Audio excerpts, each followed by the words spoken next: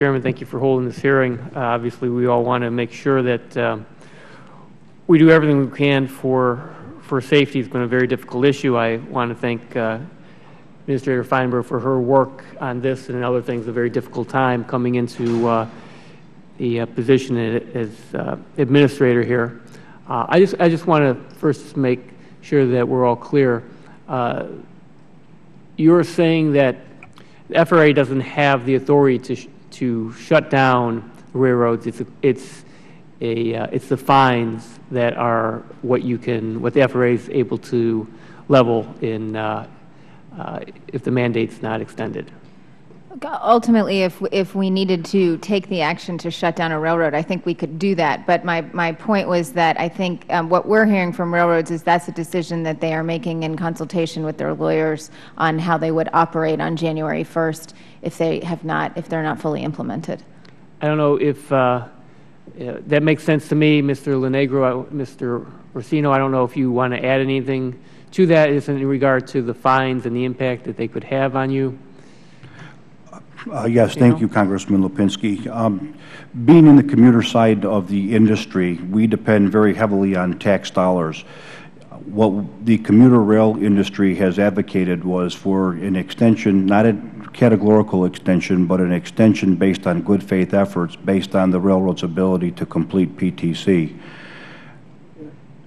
I don't think personally it would be in the public's best interest to fine railroads that typically don't have the funding to implement PTC. I think we need to find a solution where we can implement PTC as expeditiously as possible and not fine the railroads, because it's just coming, right out of our pot that we use for, bridges and cars and everything else it takes to operate the railroad. Thank you. Mr. Lenegro, do you have anything you? Yes, sir, if I may. It doesn't matter how big the bear chasing you is or how big the cattle prod is. If you're running as fast as you can't run any faster. And so the fines, I mean, we've spent $1.2 billion. We've got 1,000 people working on the project. It's hard to say that we haven't put the best foot forward that we possibly, could. And so we've supplied the FRA with both an aggregate level of information in terms of where we've been. We've done that on an annual basis since the end of 2012. The NTSB has asked for it in the interim 6 months. We've provided that information. We have given a prognosis on a railroad-by-railroad basis about when we'll be done. I don't have much time, and I just don't want to.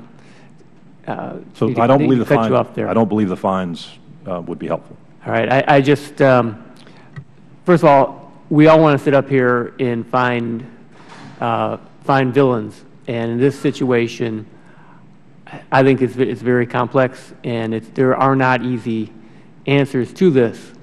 We just want to move forward as quickly as possible. I've been in favor. I've tried. I've worked on getting more federal funding, especially for commuter rail.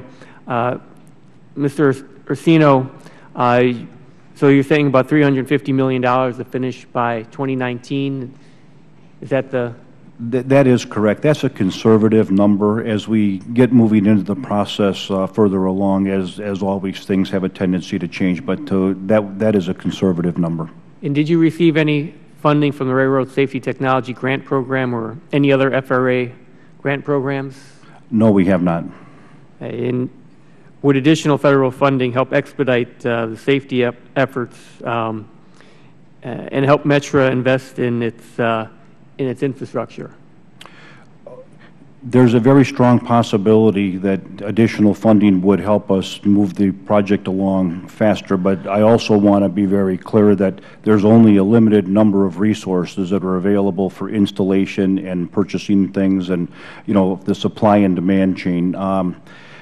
We definitely can look at moving it quicker, and if we had federal funding, we could take the funding that we are using for that right now for other things. Like I explained before, we've got cars that are 60 years old. We've got bridges that are built in the 1800s. We could address some of those issues. I just want to also make the point that Metra has significantly increased, has needed to increase fares, has a long-term plan of increasing fares. So you're doing your part in regard to that. Very quickly, before I conclude, I want to touch on one other safety-related issue.